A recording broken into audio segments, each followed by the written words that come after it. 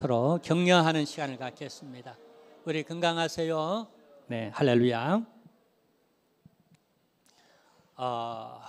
우리가 해방 80주년, 우리 동서 형님이 해방동인데 팔순이라 그러더라고요.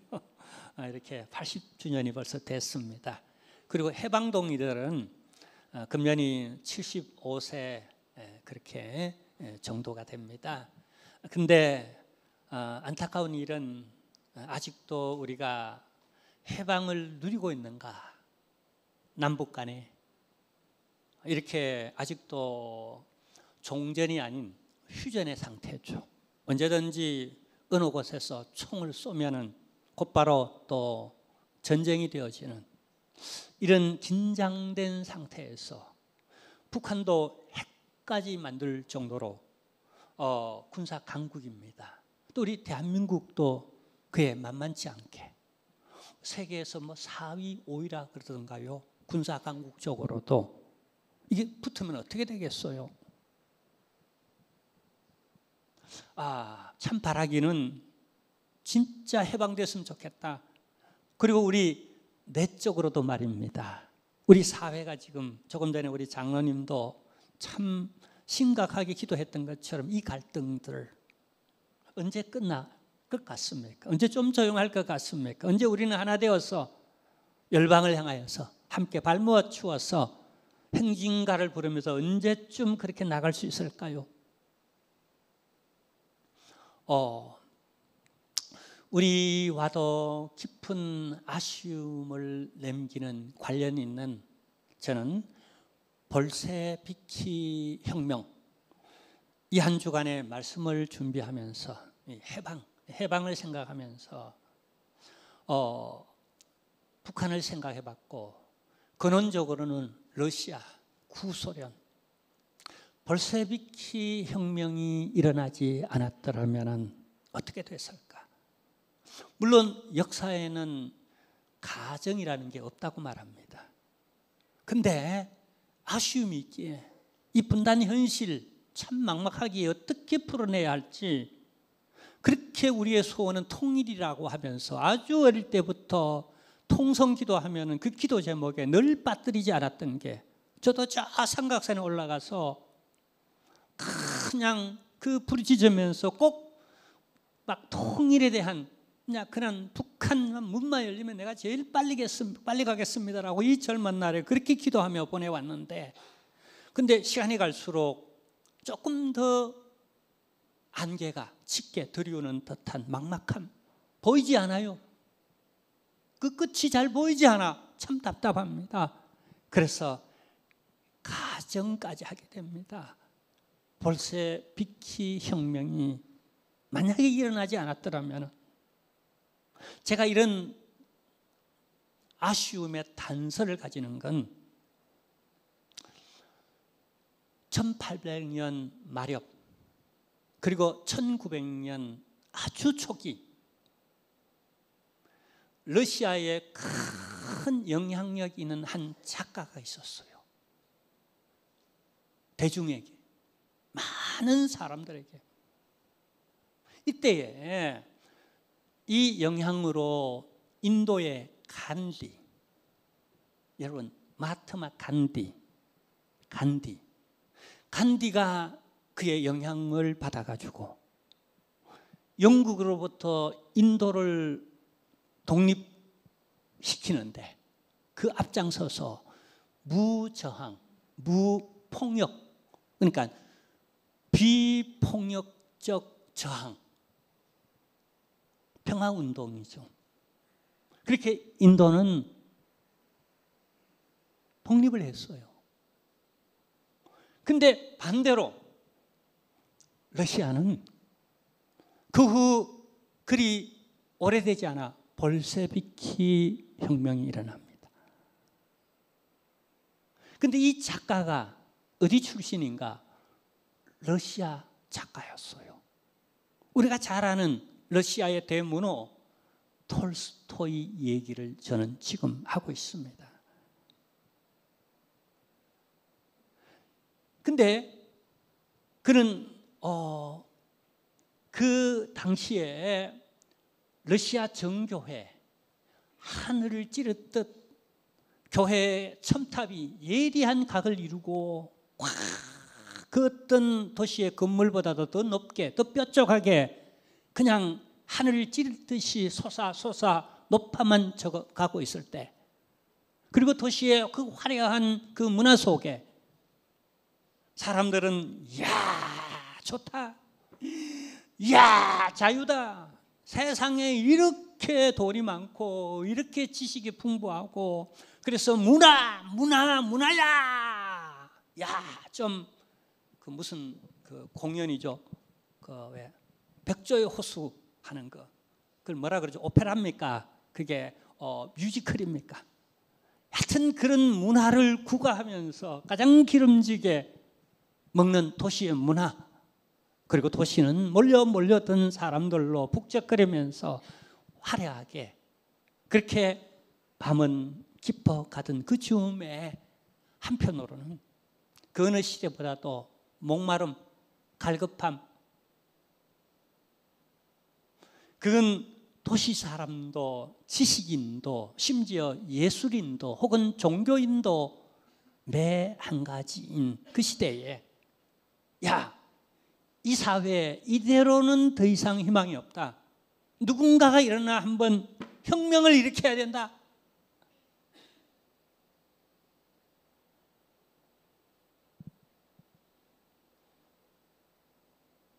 근데 이 톨스토이예요. 그 자전적 한 소설이 있는데 제가 느끼기에는 가장 그런 그 시대의 지식인으로서 또 사회를 이끄는 어떤 영향력 있는 사람으로서 그는 작가에게 작품을 통하여서 어떤 뭔가 대사회적 자기 윤리, 자기 책임을 감당하려고 백방으로 노력했던 사람이에요.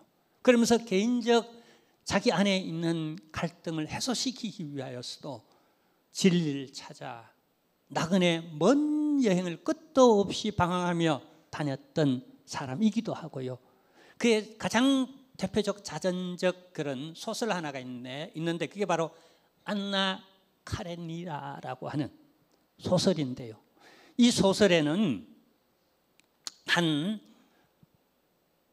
중년의 젊은이가 나옵니다. 그의 이름은 레빈이라는 주인공인데요. 그는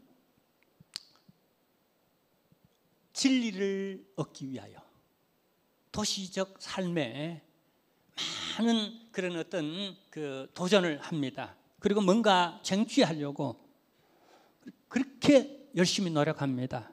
그래서 대사회적 개혁을 위하여서는 사회적 책임을 위해서, 그러니까 농협개혁 운동도 상록수처럼 그렇게 농촌개몽 운동도 그렇게 해보기도 하고요. 그 다음에 여러 사회의 어떤 서적들을 그냥 탐구하기도 하고, 그 다음에 여러 사상가들, 여러 철학들, 여러 고매한 그런 위인들의 그런 또 서적들도 탐구하기도 하고요. 그는 지식인으로서 어떻게든 그런 것들을 통하여서 백방으로 자기 안에 있는 갈급함, 이 화려한 도시의 불빛 아래에 또 엄지가 있잖아요. 근데 그 속마음은 엄지였어요. 그러다가 방랑의 그런 시기를 보내다가 농촌으로 가다가 한 밭가는 농부를 만났습니다. 레빈이. 그래서 농부에게 우연히 대화를 나누며 얘기를 하다가 농부가 이런 얘기를 하는 거예요. 사람이 어찌 빵으로만 살겠습니까? 영혼을 위하여 영적으로 사는 것이 아니겠습니까? 우리 동네에 죄다 우리 농부들은 오직 하나님을 믿으며 성경에서 나오는 말씀을 진리로 믿고 우리는 그렇게 살아갑니다라고. 이 말에 레빈은 큰 충격을 받습니다. 그가 교회를 안 나가는 것도 아니고 매주일마다 설교 잘하는 정말 아주 그냥 말씀을 잘 풀어내는 그런 목사님 밑에서 말씀을 듣지 않은 것도 아니고, 근데 그날따라 그 농부가 그렇게 단순하게 신학적으로 얘기하는 것도 아니고 철학적 어떤 위인이 얘기하는 것도 아니고 그냥 그렇게 단순하게 우리는 그냥 물질로 살아가는 게 아니라 영적으로 살아가고, 우리 동네의 모든 농민들은 한결같이 그냥 우리 하나님을 믿고 그냥 말씀 속에서 살려고 그렇게 노력하고 있습니다. 그게 얼마나 그에게 큰 울림이 되는지, 그래서 그는 일생일대의 결단을 합니다. 도시에 있는 모든 문화를 다 청산하고 그는 가족들을 데리고 조용한 시골 농촌 마을에 와서 그는 행복하게 살아갑니다.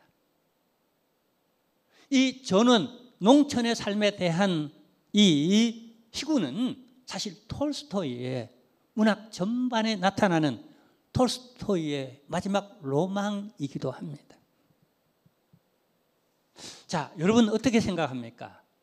우리 다 서울이라고 하는 도시 문화 속에서 살아가고 있습니다. 여러분 마음 가운데는 스트레스 같은 건 혹 없나요? 누구 때문에? 사회 때문에? 내가 먹고 살려고 하기 때문에? 그건 톨스토이도, 그의 작품 속에 나오는 레빈도 그렇게 얘기할 수 있었을 겁니다. 그래서 어쩌면은 무관념적으로, 아무 생각 없이 무개념적으로 그냥 밥 먹고 살기 위해서 일하고, 바쁘다 바빠 그냥 정신없이 그렇게 다니느라. 근데 어느 날 문득 나를 발견할 때 허상 그 자체, 그냥 바쁘다 바빠 이 빈 수레가 요란했던 겁니다. 그때 밀려오는 그 깨달음에서 오는 허전함, 허망함, 이건 어떻게 해결되어야 하나요? 사실 이 톨스토이는 이런 질문을 하고 있는 거예요. 근데 오늘 이와 같은 한 인물을 저는 소개하려고 합니다. 성경 속 인물인 니고데모 말입니다. 니고데모는 당시 유대 사회에서 잘 나가는 유능한 젊은이였습니다. 제가 느낀 바로는 약 한 40대의 젊은이가 아니겠는가. 그는 요즘 말로 하면 국회의원인데요, 우리 국회의원들은 약 한 300여 명 정도 됩니다.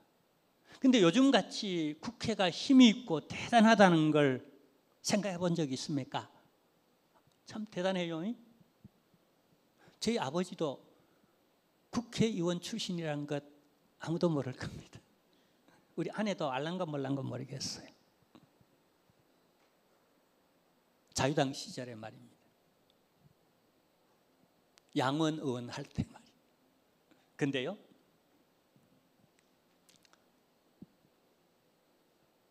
당시 유대 사회에서 산헤드린이라고 했는데, 산헤드린, 그들의 국회를 히브리 말로 산헤드린이라고 합니다.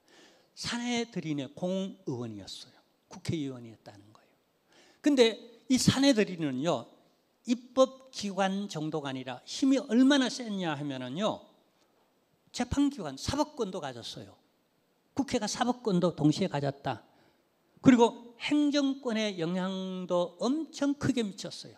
지금 우리 국회도 내가 느끼는 바는 사법에 큰 영향을 끼치고 또 행정권에도 엄청 영향을 끼치는 듯한 인상을 제가 느끼고 있어요.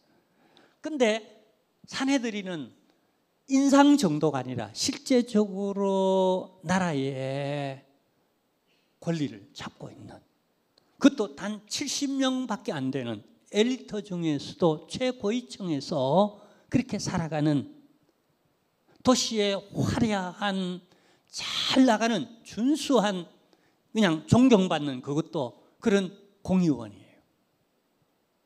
부럽죠? 안 부럽습니까? 근데 그가 뭐가 아쉬워서 예수님을 찾아왔을까요? 예수님을 찾아왔더래요. 근데 사회적으로는 주님을 찾아올 수가 없어요. 왜 주님을 찾아올 수가 없었는가 하면은요, 우리 주님은 당시에 나사렛 출신이었어요. 그 나사렛에서 무슨 선한 것이 나겠어? 그 정말 선한 사람이었던 나다나엘도 예수님이 나사렛 출신이라는 말을 듣고는 선입견을 가졌어요. 당시 통념적 선입관이 나사렛 출신들은 인간한데 쓰레기 이렇게 나오는 대사회적 인식이 그러했어요. 그리고 실제로 그런 부류의 사람들이 그쪽에서 많이 배출되었어요. 어떻게 하루아침에 그런 인식들이 고정되겠어요? 그리고 더더군다나 사람들은 예수님이 좋은 일을 해도, 심지어 귀신 들려 형편없는 사람들을 그냥 고쳐줘도 저 사람은 귀신의 왕이야 뭐라고 말했죠? 바알세불. 여러분, 참고로 바알세불을 직역하면 어떻게 되는지 아세요? 어역하면 이렇습니다. 어역하면 귀신의 왕. 세불, 왕. 그 앞에 바알세불 말합니다. 여러분, 그런데 이게 직역하면 뭐냐면요, 파리대왕입니다. 우리나라의 그 문학 노벨상을 탔던 그 소설을 번역하여서 바알세불이라고 그렇게 제목을 파리대왕이라고 그렇게 번역한 것 있죠. 근데 그 원제는 바알세불입니다. 여러분 한번 생각해 보세요. 고사지네입니다. 다 그 짱대에 꽂았어요. 그 바알세불이라는 소설 속에 그 영국 작가가 그렇게 이제 쓴 그 해에 이렇게 대표작이 그 노벨 문학상을 탄 대표작이었어요. 그 제목이 뭐냐? 제목 우리나라로 번역한 제목은 파리대왕이고 원제가 뭐냐면 바알세불입니다. 아이들이 짱대에 돼지머리를, 애들이 그 무인도로 일단의 젊은 아이들이, 청소년들이 그냥 그 순진무구한 공부밖에 모르던 그 아이들이 어떻게 배를 타고 객기를 부르다가 어떻게 무인도로 흘러가 버렸어요. 그래서 아이들이 무인도에서 오랫동안 방치하면서 어떤 군집을 이루는데 그 안에 종교가 들어옵니다. 자연스럽게 종교가 생기는데 그들을 지배하는 정신적 모든 두려움을 쫓아내고 앞으로 우리의 운명이 어떻게 될 것인가, 우리가 정말 다시 구조될 것인가, 등등 구원받을 것인가, 이런 사회에서 자기들끼리 툭탁거리면서 막 대판 싸우면서 막 그냥 죽일 듯이 살인까지 일어날 듯이 그냥 그렇게 어떤 헤게모니를, 그 어떤 주도권을 누가 잡고 누가 대장하느냐, 이런 문제로 그냥 그러면서 그들이 정신적으로 불안을 해소하고 뭔가 의지하기 위해서 높은 짱대 그 야생 돼지를 잡아 거기다 돼지 머리를 답니다. 근데 정작 그 돼지 머리에 누가 왕으로 앉아 있는가? 파리들이 우글거리면서 돼지 머리 꼭대기에 이렇게 앉아 있는 거예요. 재밌죠? 파리대왕. 바알세불.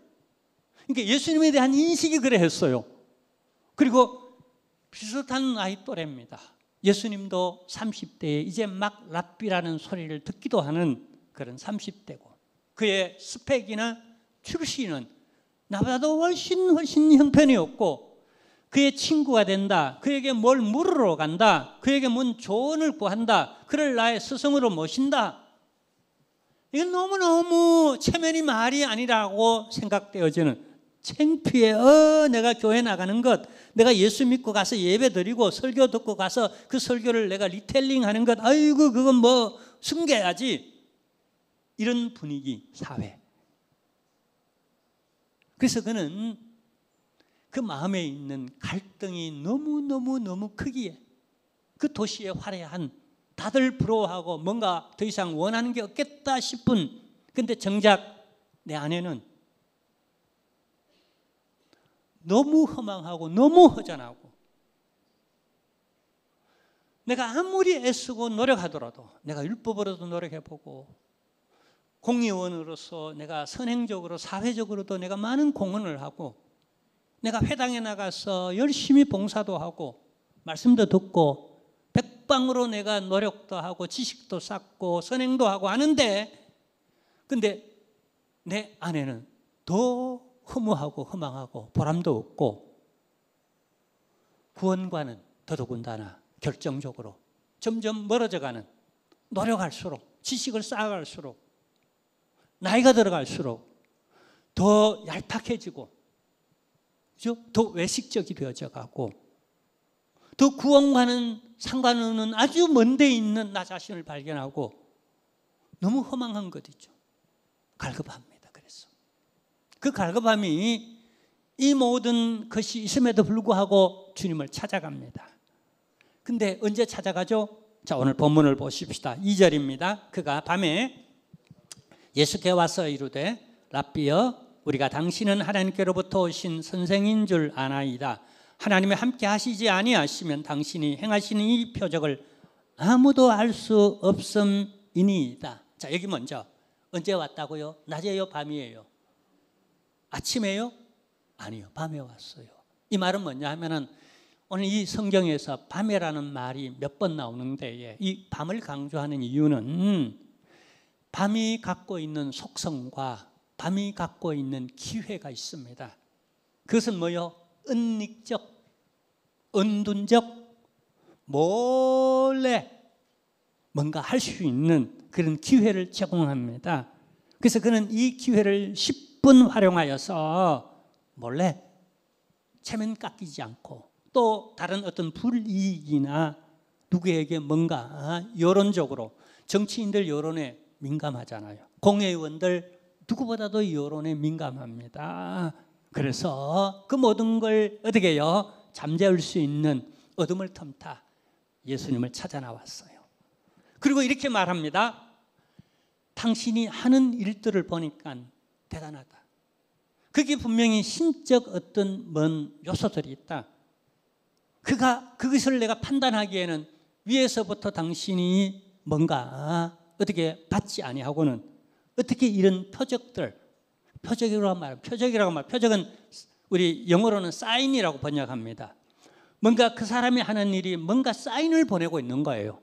우리는 말로다가 뭔가를 정보를 전달하기도 하고 또 어떤 때는 어떻게 해요? 우리가 그 비언어적이지만 우리의 태도를 통하여 혹은 내가 어떻게 능력을 행하고 기적을 행하고 역사를 일으키는 것이 뭔가 누군가들에게 뭔가 사인을 보내는 정보를 전달하는 자기 계시일 수 있다는 거예요. 그래서 이것을 통하여서 그는 예수님께 당신은 분명히 특별한 범상한 그런 범상치 않는 사람이라는 걸 표현합니다. 근데 사실은요, 이게 니고데모답게 혹은 지식인 혹은 율법주의자답게 얘기한 거예요. 무슨 얘기죠? 밤이에요, 밤. 나를 숨기고 왔어요. 내가 공회원이라는 걸 타자들에게 심지어 이 예수님에게마저도 나는 이렇게 엘리트 계층이고 지식인이고 나는 율법주의자고 나는 공회원이라는 것 다 나만 아는 그래서 나에 대해서는 숨기고 너에 대해서만 얘기하는 거예요. 그게 맞느냐? 확인해 보는 거죠. 당신이 진짜 위에서부터 온 이 능력을 행하는 거 보니까 그 사람이 맞느냐라고 그를 확인해 봅니다. 근데 이 어둠 속에서 자신은 감추고 있죠. 사실은 자기를 먼저 소개하고 드러내야 합니다. 그게 일반적이고 그게 예수님과의 관계에 선행되어야 할 부분이에요. 숨깁니다. 왜요? 그만큼 체면이 있는 거예요. 여러분 우리 조선 유교 사회나 그다음에 율법 사회에서 가장 치명적인 여러분 그 관계의 그 문제가 뭐냐면 체면 사회라는 거예요. 유대인들 자존심 셉니다. 그 못지않게 우리 대한민국 사람도 해외 나가보면 우리 자신을 발견하는데 이 자존심이 프라이드라는 게 보통 아닙니다. 그런데 이럴수록 우리는 어떻게 프라이버시라는 미명하에 나 자신을 감추기 일쑤예요. 심지어 그게 하나님 앞에서도 그랬다니까요. 이게 유대주의의 문제입니다. 왜 시가는 자들이요? 주님이 가장 통탄했던 부분이에요. 어쩌면 우리 현대인들 어떤 스펙 생각하고, 그래서 거기에 내 자존심을 걸고 어쩌면 오픈 안 하는. 여러분, 의사 앞에는요, 내 병을 숨기면 안 됩니다. 치료받으려면, 제대로 진단받아서 제대로 내가 회복되려면 숨기면 안 되는 거예요. 우리 주님 앞에 있는 모습 그대로가 중요한 거예요. 아멘. 할렐루야. 그렇게 여러분 진솔하게 나오는 그 사람, 마음으로 나온 거잖아요. 중심을 보시잖아요. 근데 숨겼어요. 그러나 밤이지만은, 숨기고 나왔지만은, 그가 나와서 이런 고백하고 이렇게 나왔다는 자체를 주님께서는 그대로 받아줍니다. 그 자존심 내세우는, 체면 구기지 않게 슬쩍 은근 와서 묻는 그 자체도 주님은 그냥 받아줘요. 그러나 주님은 전곡을 찌릅니다. 솔직하게 얘기합니다. 애둘러 그냥 버무리지 않습니다. 한번 3절을 보세요. 예수께서 대답하여 이르시되 진실로 진실로 내게 이르노니 사람이 거듭나지 아니하면 하나님의 나라를 볼 수 없느니라. 묻지 않았어요. 이 부분에 대해서. 그냥 당신에 대해서만 그냥 확인하는 질문만 했어요. 그러나 주님은 그 대답을 하지 않습니다. 하늘로 왔다, 어디로 왔다, 뭐 그냥 말하지 않습니다. 다만 그의 찾아온 본질, 그가 의식하든 의식하지 않든 지금 그에게는 가장 필요한 게 진리가 필요한 거예요. 생명이 필요한 거예요. 하나님의 나라가 필요한 거예요. 그 방법, 노하우까지 지금 얘기해 주는 거예요. 거듭나야 한다. 지금 디모데에게 가장 요긴하고 필요한 건 돈이 아니에요. 어떤 지식이 아니에요. 어떤 뭐 그냥 그 3선 4선 하는 국회의원 그 자리도 아니에요. 그에게 있어서 지금 가장 필요한 건 이 거듭남. 이게 필요한 거예요. 이것이 채워지지 않은 한 니고데모는 뭘로 채워도 목마른 거예요. 채워지지 않는 그 빈 자리에는 반드시 거듭남으로 예수 생명으로 채워져야 할 부분이 있었던 거예요. 거듭남은 바로 그것이 주어지는 과정이에요. 그런데 의아해야 합니다. 한 번도 듣도 보도 못한 얘기거든요. 율법을 지키면, 내가 공로를 많이 쌓으면, 선행을 많이 하고 더 많은 지식을 쌓고 그냥 성경의 지식을 외우고 암송하고 성경을 풀어 헤치고 또 쌓고 하면은 어느 날 그 생명이 내게 주어질 줄 알았는데, 근데 거듭나야 된다라고. 거듭나는 건 내 자의지가 아니잖아요. 여러분, 자의지로 태어나고 싶어 태어난 사람 손 들어보세요. 선택해서 태어난 사람, 자기 노력으로 태어난 사람 아니에요. 어느 날 보니까 태어나져 있는 거예요. 내 의식하기도 전에, 내 노력하기도 전에 뭔가 뭐 어떻게 본능적으로 천상적으로 내가 태어나서 누구의 자녀가 되어 있고 누구의 형제가 되어 있고 어느 나라 민족 어떤 사람이 되어져 있고, 신기합니다. 나 같은 사람도 부모가 교회 다니기 전에 내가 먼저 교회 다녔는데 내가 어떻게 거듭났지? 제가 요즘 자전적 우리 교회 여러 가지 이제 은퇴하기 전에 좀 기록을 남겨놔야 되겠다 싶어서 시간만 나면 막 그냥 씁니다. 자전적 우리 교회 역사를 쓰면 그냥 쓰다 보니까 내 자서전 되기도 하고 내 사역의 일지가 되기도 하고 그게 다 그렇게 되더라고요. 그래서 헷갈려. 내가 자서전을 쓰는지 우리 교회 그냥 역사를 일기로 그렇게 남아놓는지가 좀 헷갈릴 정도로 지금 그런 과정을 겪는데, 보세요. 니고데모. 도대체 거듭남이 뭐냐? 처음 들어보는 얘기예요. 여러분 많이 들어봤죠?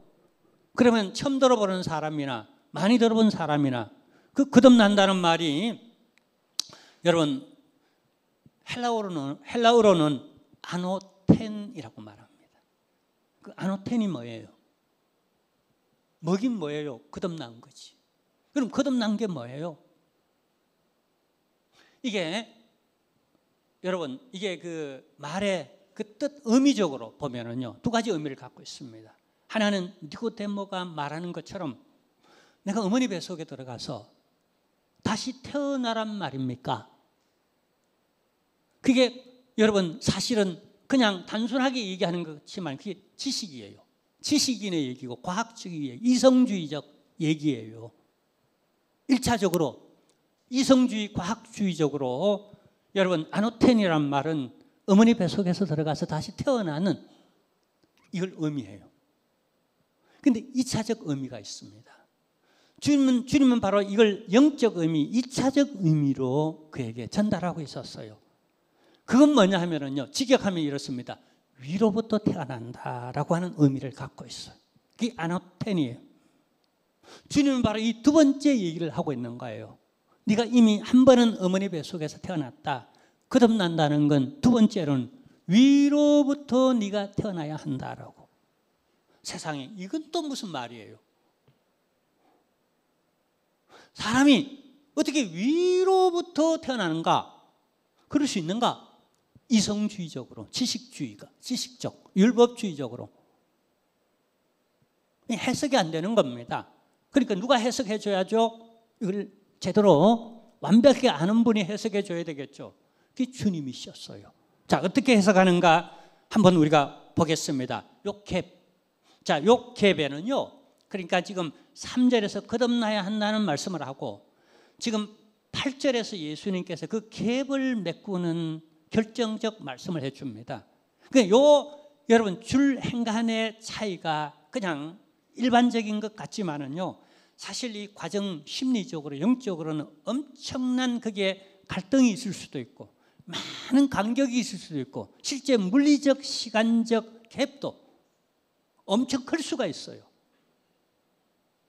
어릴 때 방황하다가 뭔가 먹어도 허한, 배고픈, 마시도 갈증나는 그 우물가의 여인이 어떻게 해요? 6번째 남자를 만나기까지 갈급했던, 어쩌면 그 갭일 수도 있는 엄청난 갈등이 이 안에 숨겨져 있을 수도 있다는, 개인의 편차에 따라 우리가 저마다 여러분 그 간격은 다를 수 있지만 우여곡절도 다를 수 있지만 그러나 우리가 다 거듭날 때는 이렇게 거듭난다는 거예요.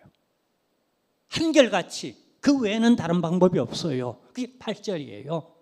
함께 읽겠습니다. 바람이 임의로 불매 내가 그 소리는 들어도 어디서 와서 어디로 가는지 알지 못하나니 성령으로 난 사람도 다 그러하니라. 다 그렇대요. 뭐가 다 그런가? 거듭남이 다 그렇대요. 자, 근데 여기 2번 반복하는 단어가 있습니다. 그 단어가 뭐냐면요, 푸뉴마라고 하는 단어입니다. 한 번은 어떻게 번역했는가? 바람으로 번역했습니다. 그리고 또 한 번은요, 성령으로 번역을 했습니다.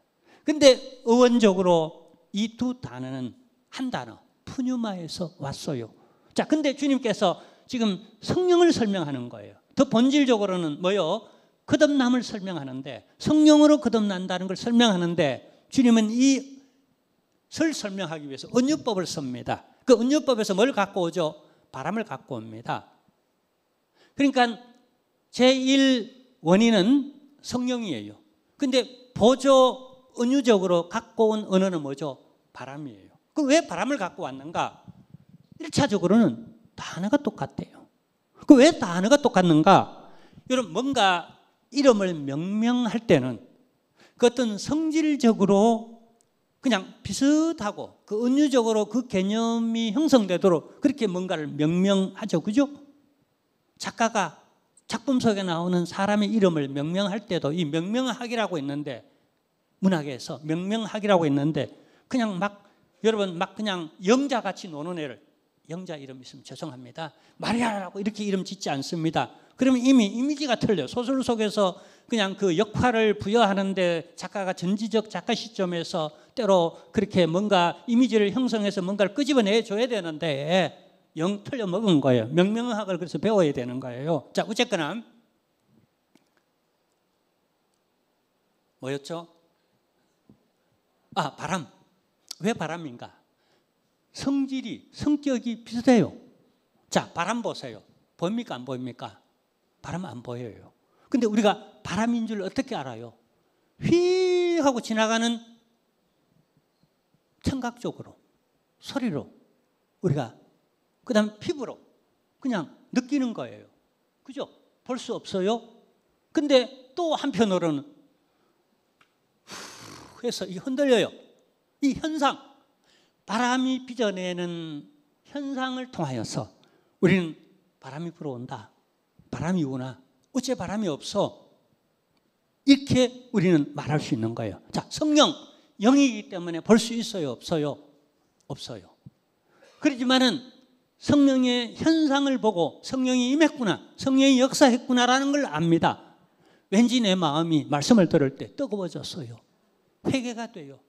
나도 모르게 격려가 되고 힘이 생기고 또 눈물이 나기도 하고 가슴이 울렁울렁 거리기도 하고 뭔가 될 것 같고, 내가 이대로 그냥 이렇게 하나님 앞에 기도하면 하나님 다 들어주실 것 같고, 하나님 내 죄를 막 용서해 주신 그런 확신이 막 밀려와서 너무 그냥 몸이 가볍고 너무 살 것 같은 이런 희망이 몰려오고 하는 이런 모든 현상들 속에서 성령이 역사했구나. 그리고 내가 돌아갈 때는 내가 그냥 여기 공연에 앉아있다 형식에 참여했다가 그냥 돌아가는 게 아니라 내가 성령 속에서 하나님을 만나고구나. 이 시대에 삼위 하나님이신, 삼위일체이신 그 일체 하나님이신 그 하나님을 내가 만나고 그 하나님과 접속하고 내가 이제 가는구나. 그 하나님이, 그분이 내게 감동을 준 게 그게 하나님의 음성이고 하나님의 말씀이었구나. 그걸 내가 잡고 내가 세상 속에 나가서 성령과 더불어 그 주신 말씀을 가지고 내가 힘을 얻어 에너지가 되어서 내가 살아가는 거예요. 이게 내가 하나님을 만나고 돌아가는 거예요. 아멘입니까? 이처럼 거듭남, 그렇다는 거예요. 우리의 성화도 그렇게 되어가는 거예요. 그래서 우리에게 늘 복음이 필요해요. 성령의 복음이 필요하고 예수님의 복음이 필요하고 십자가와 부활과 예수 재림의 이런 복음이 우리에 늘 필요해요. 그걸 통해서 우리는 늘 자꾸 한 번은 중생하지만은 그 중생한 생명이 계속 그 복음의 말씀을 통하여 계속 성화적으로 그리스도 예수의 장성 분량까지 우리는 자라가요. 그래서 늘 우리에게는 복음이 필요해요. 맨날 복음이 필요하고 맨날 복음 속에서 역사하시는 성령님과 만나고 접속하고 에너지를 얻는, 그래서 우리의 생명이 그냥 그리스도의 장성한 분량까지 확 커가는 이런 성화 그리고 영화의 단계까지 우리를 어떻게 해요? 인도해 가시는 이 놀라운 은혜, 그게 필요해요. 그 출발이 이 니고데모에게는 바로 지금 이 순간 이 자리예요. 너무나 중요한 거죠. 근데요, 이 거듭남으로 니고데모의 일생이 끝나는 게 아니라 세 번의 장면이 나와요. 요한복음에만. 니고데모의 얘기는 다른 공간복음에는 안 나옵니다.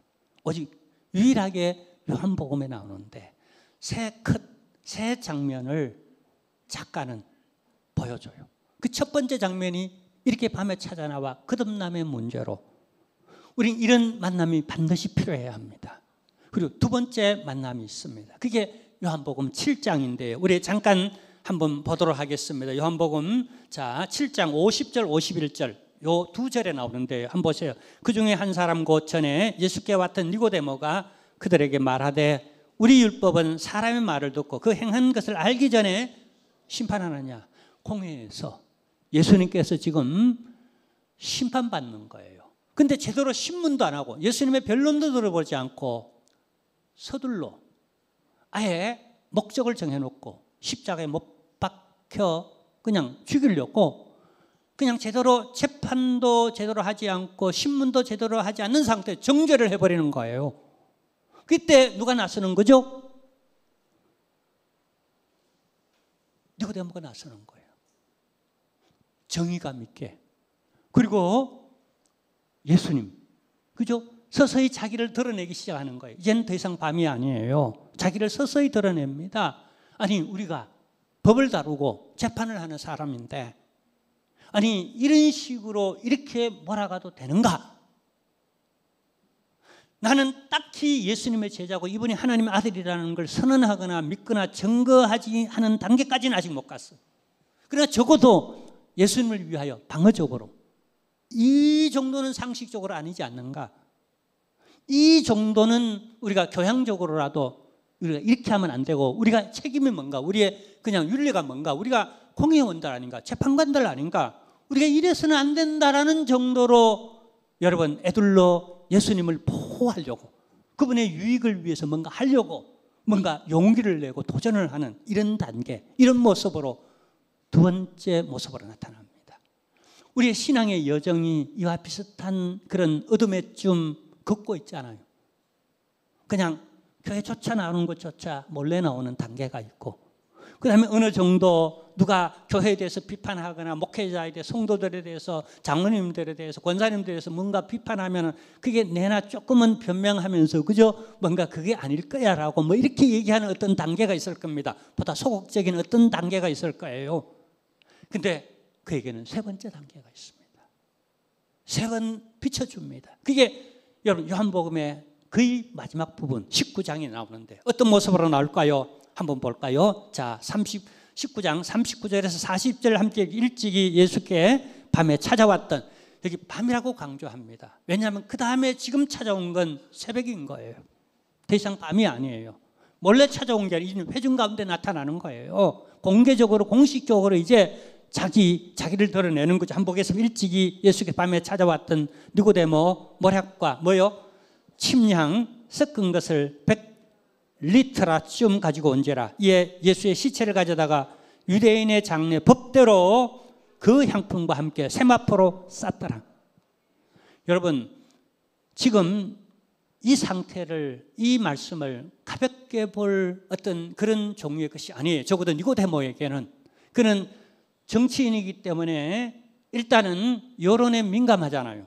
표 한 표라도 손해볼 일은 하지 않는 게, 어쨌든 사람 모이고 어쨌든 여론에 좋도록 하는 데에 센스가 빠른, 머리가 있는 이런 사람이에요. 근데 이렇게 했다는 것은 엄청 많은 걸 감수한 거예요. 정치 생명을 걸고 한 거예요. 더더군다나 실제 목숨조차 걸었어요. 왜요? 그때 분위기가 그랬다니까요. 여러분, 이 분위기라는 게, 선동적 이 분위기의 위험성이 뭐죠? 아차하면 탄핵되고, 아차하면 그냥 골로 가고, 아차하면 뭐가 되는, 여러분 가장 당시의 황제도, 임금도 염려했던 게 이런 그냥 선동적 뭔가 일어나는 이걸 굉장히 염려했던 이런 시대 아닙니까? 로마 황제도 이걸 가장 무서워했다 그러잖아요. 뭐죠? 그래서 제자들조차 다 도망갔어요. 나는 주와 함께 죽겠습니다라고 막 그냥 막 그렇게 큰 소리 쳤던 이 그냥 천하의 베드로도 난 모르고 하고 물러갔다니까요. 회중들 앞에서. 그리고 몰래 밤에 이렇게 찾아왔다니까요. 그 단계에 있을 때, 그는 도리어 오래전에 처음에 밤에 왔던 그 사람이 이제 새벽의 정인으로, 난 이 사람의 제자요, 장례 치른다는 거죠. 여러분, 그 장례는요, 당시에 제자들 외에 누가 장례를 치러줄 사람이 없어요. 근데 두 사람이 났습니다. 돈 많았던 경제인이었던 아렛마대 요셉과, 그 다음에 어떻게 해요? 정치인이자 공무원이었던, 재판관이었던, 국회의원이었던 이 니고데모가 왔다는 걸 이렇게 표현하고 있어. 성경이 이렇게 기록하고 있어. 이게 얼마나 대단하고 많은 그런 걸 걸었는지를 설명하고 있어요. 이제 우리 함께 결론을 내리십시다. 니고데모의 삶의 여정은 몰래 개인적 갈급함, 끝없남의 영생의 문제로 찾아왔습니다. 그리고 이제 두 번째 단계로 들어서면서 뭔가 교회와 예수님, 기독교를 옹호하며 좀 보호하려고 하는 이런 단계로 올랐습니다. 그리고 마지막 단계는 모든 걸 내려놓고 다 목숨마저 걸고 내 정치 생명까지 다 걸고, 이분은 하나님의 아들이고 우리가 이렇게 십자가에 못 박혀 돌아가시게 해야 할 뿐이 아니라 이분은 소중히 모셔야 할 장례 치를 때에 향품을 들고 왔죠. 대따 비싼 겁니다. 이건 보통가 아니에요. 엄청 고귀한 왕에게 하는 그런 예로 이렇게 하는 그 안에 우리가 간접적으로 엿보는 게 뭐냐면, 그는 예수를 그리스도 하나님의 아들, 나의 왕으로 모시고 있는 장면을 지금 보여주고 있는 거예요. 그걸 온천하에 지금 이 니고데모가 드러내고 있는 거예요. 여러분, 바로 우리 이 단계, 우리가 내려놓고 뭐까지도 감수하고 예수는 그리스도시오라고 우리 생활에서 뭔가를 보여줄 수 있는 저와 여러분이 되었으면 좋겠습니다. 하나님 아버지 감사합니다. 부족한 저희들을 하나님이여 체면 차림이여 하나님 그럴지라도 우리의 속마음